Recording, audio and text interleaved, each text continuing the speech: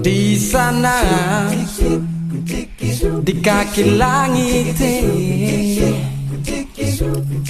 ada pulau Anyo-Anyo, pulau Ambon manis. Di ujung katompung kampung, tunggu katon deng nyanyi yang angka pantong mau menari cakalele. Beta dengan lepung hati sama-sama rindu, hampir tiap hari katon sombayang pertunggu. Laju, jangan tong kadagu. Air mata jatuh parlia langit yang biru. Sio pulau Anyo-Anyo, pulau Ambon jauh. Rabu, jangan ada simpang ragu. Beta hati supalen sentang lai. Percuma su dengar dong bilang Ambon terlalu manis lawange rasa. Tak iris-iris di jantung tamange.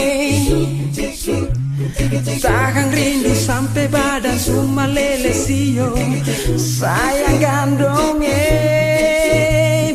Beta deng alepung hati sama-sama rindu, hampir tiap hari katon sombayang pertunggu.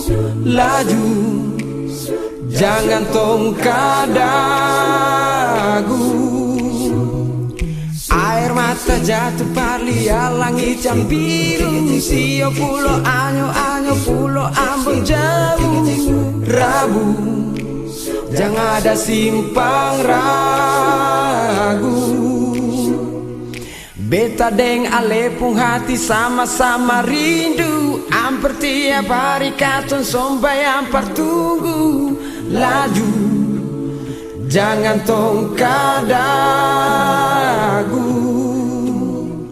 Air mata jatuh parlia langit yang biru. Sio pulau Anyo-Anyo, pulau Ambon jauh.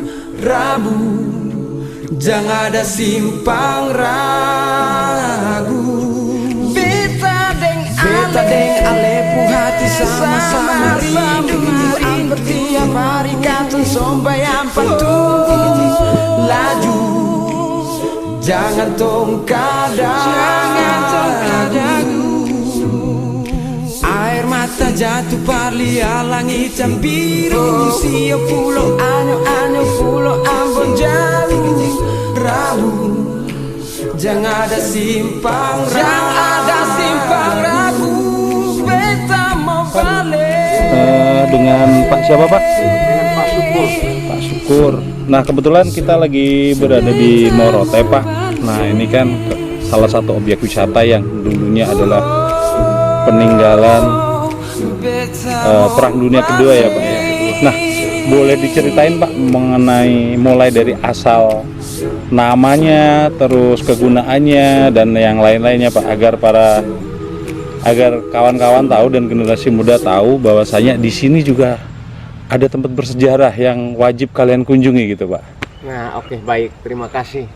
Nah ini sekedar saya ceritakan tentang penamaan air kaca. Penamaan air kaca ini dinamakan oleh masyarakat setempat di sini pada zaman dulu ya. Jadi pada zaman dulu itu tempat ini mereka anggap tempat yang keramat. Oke. Tempat yang keramat.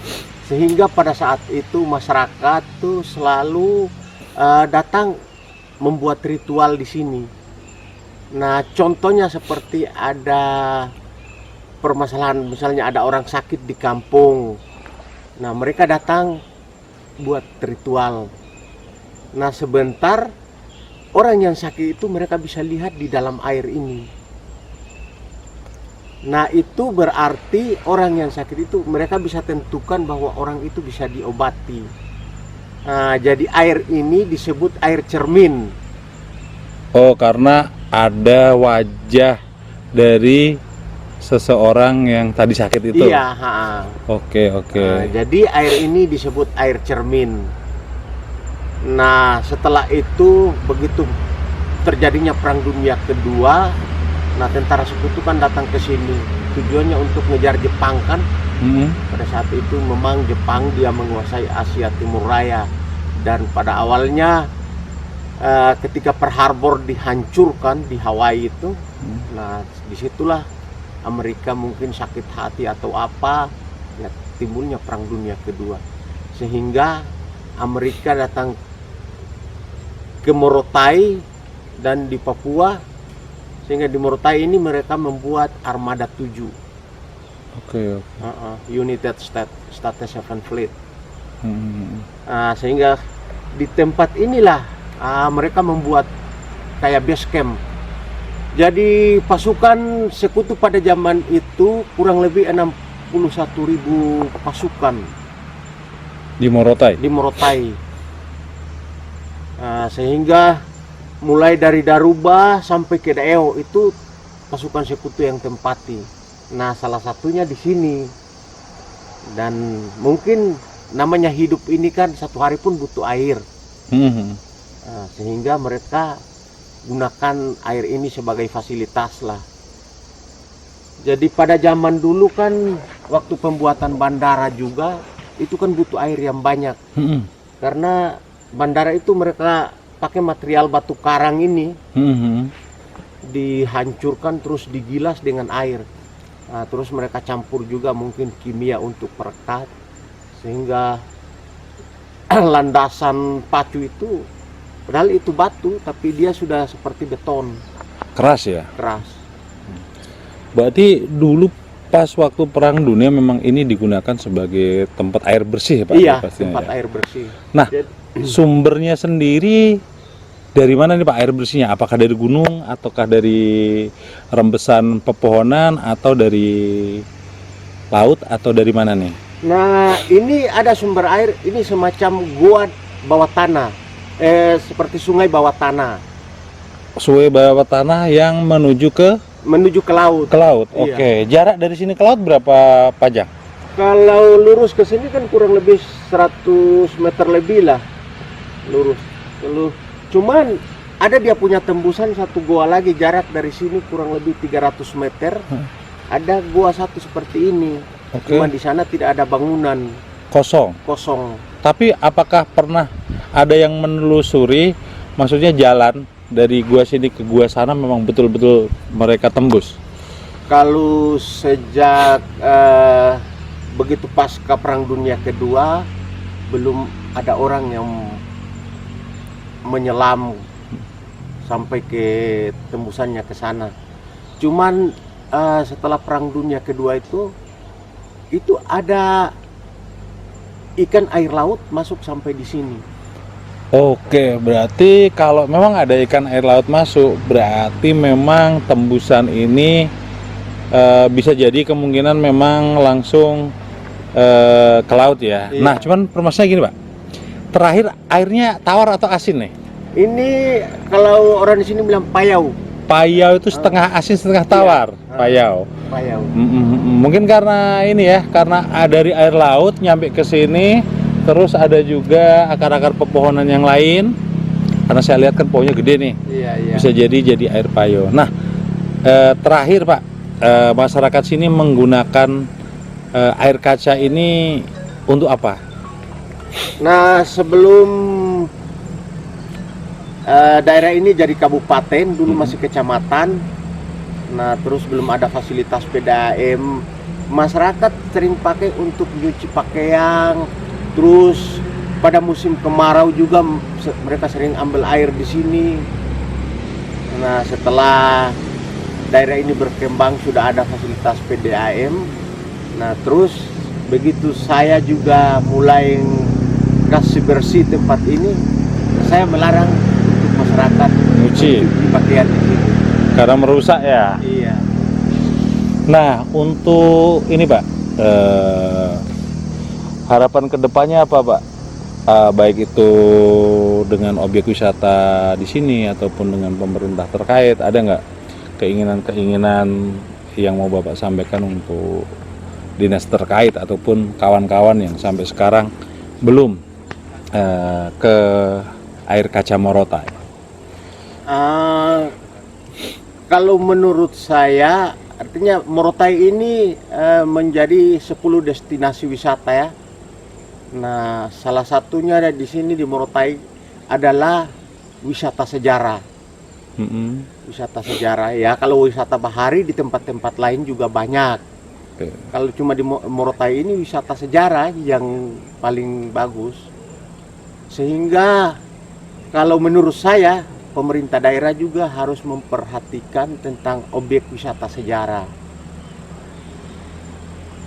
Harus merawat lah Pak ya, Iya, minimal merawat, mengenalkan dan mempublikasikan kepada khalayak ramai bahwasanya Morotai memang mempunyai tempat sejarah di situ, salah satunya ada air kaca gitu. Apa sih Pak? Biasanya yang sering kesini siapa nih Pak? Wisatawan Indonesia, mancanegara atau orang lokal sini?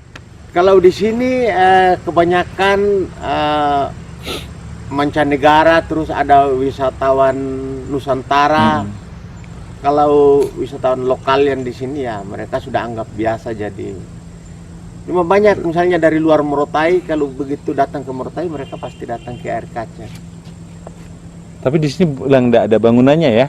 Iya, itulah. Memang cuman kalau saya lihat cuman seperti apa ya? Seperti memang tempat untuk ini ya, tempat apa ya? Seperti mata air lah di sini ya. Iya. Karena ngeliat bangunannya pun lumayan dalam nih.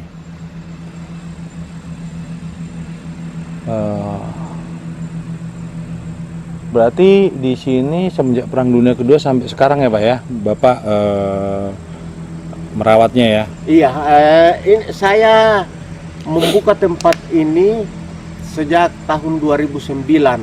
Saya mulai, kan lahan ini kan kebetulan zaman dulu kakek saya berkebun di sini. Nah, begitu sekutu mendarat ya harta-harta semua digusur.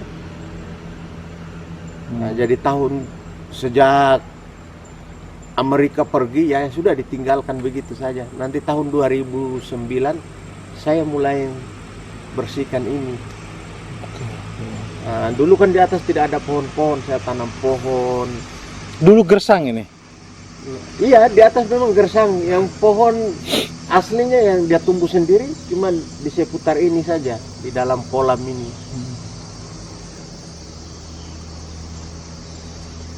Oke Pak, terima kasih. Semoga kedepannya wisata air kaca jadi lebih ramai dan menjadi salah satu destinasi wisata di Kota Morotai. Ya, dan semoga kawan-kawan di dinas juga lebih memperhatikan untuk wisata-wisata di daerahnya masing-masing. Selamat siang Pak, makasih. Ya, siang.